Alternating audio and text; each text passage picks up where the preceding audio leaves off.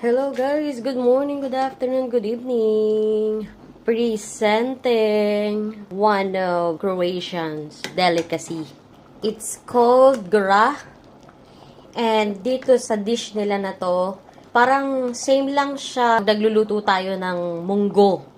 Every Friday, 'di ba? Paborito natin 'yan. Paramihan sa mga Pilipino kapag Friday, munggo day. Dito same din sa kanila pero hindi every Friday. Kung kailan mo lang trip lutuin.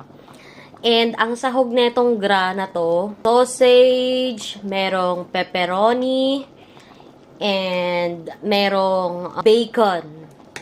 And then, optional kung gusto mong maglagay ng baboy sa loob din. Yan. Masarap din yan sa lagyan.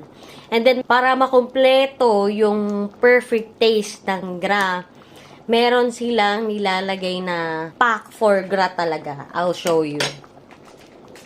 Ito siya, yan.